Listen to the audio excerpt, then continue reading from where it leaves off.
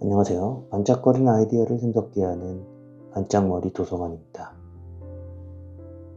오늘은 리처드 도킨스의 이기적 유전자에 대해서 보려고 합니다.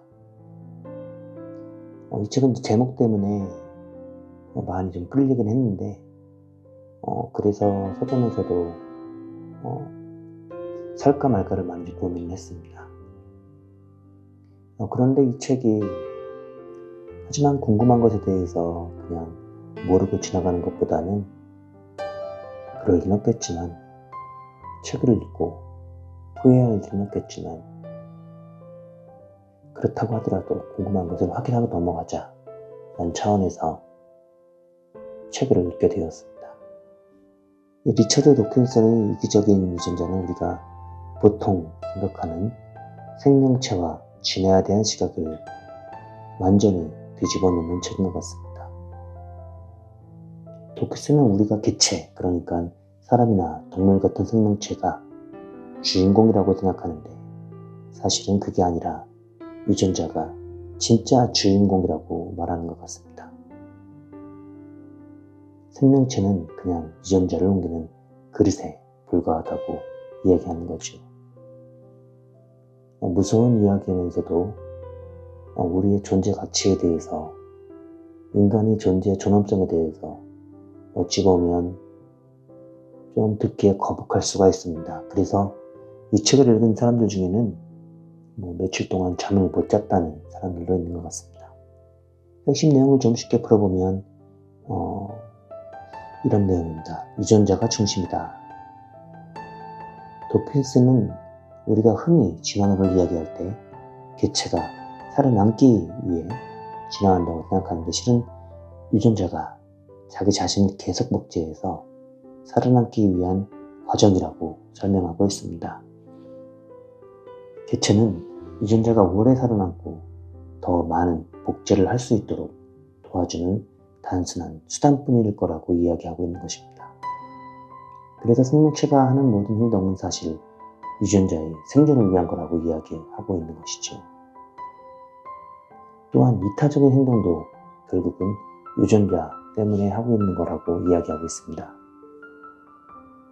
동물들이 서로 돕거나 희생하는 행동을 보면 참 이타적으로 보일 수도 있는데, 그런데 도킨슨은 이 행동도 결국 유전자의 생존에 유리하기 때문에 일어난다고 설명을 하고 있습니다. 가령 새들이 어떤 포식자를 봤을 때 소리를 내서 울거나 하는 것들은 자기와 같은 동족들을 보호하고자 하는 게 아니고 그렇게 소리를 내므로써 다 같이 하늘로 날아 올라가게 해서 자기도 그 틈에 숨을 나는 그런 내용으로 이타적인 내용들을 설명을 하고 있습니다. 이 책의 내용을 보면 우리 동물들이 하는 많은 것들이 사실은 이래서 이타적이지 않을 수 있겠구나 라고 생각을 하게 됩니다. 미미언도 얘기합니다.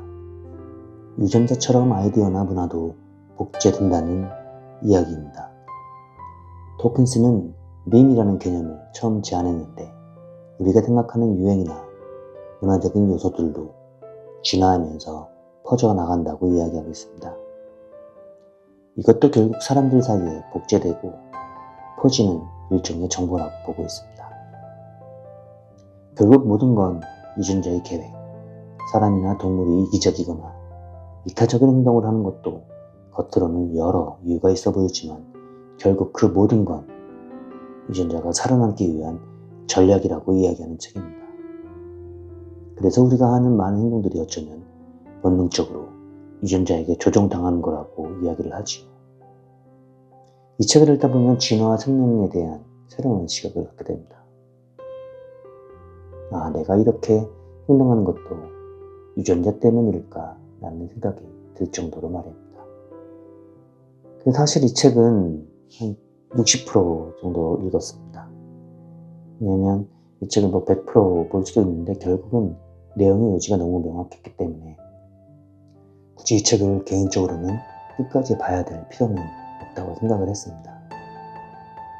이 책의 세부 내용을 보면 어찌 보면 억지로 그 논리를 끼워 맞춘다라는 생각도 좀 듭니다. 그래서 누구는 이 책을 읽고 뭐 잠을 못 잔다고 하는데 이런 식으로 생각을 할 수도 있구나 라고 정도로만 생각을 해도 좋을 것 같습니다. 결국 이 책은 제가 생각했던 것보다는 많이 충격적이진 않았습니다. 이런 측면에서 바라볼 수 있구나 라는 정도로 볼 수 있는 가벼운 책이고, 개인적으로 제가 책을 읽고 추천하는 내용들이 많은데 이 책은 글쎄요, 한번 이런 내용도 있구나 정도로 한번 읽어보시면 좋을 것 같습니다. 그래서 이 책의 내용은 이렇게 간단하게 정리하려고 합니다. 감사합니다.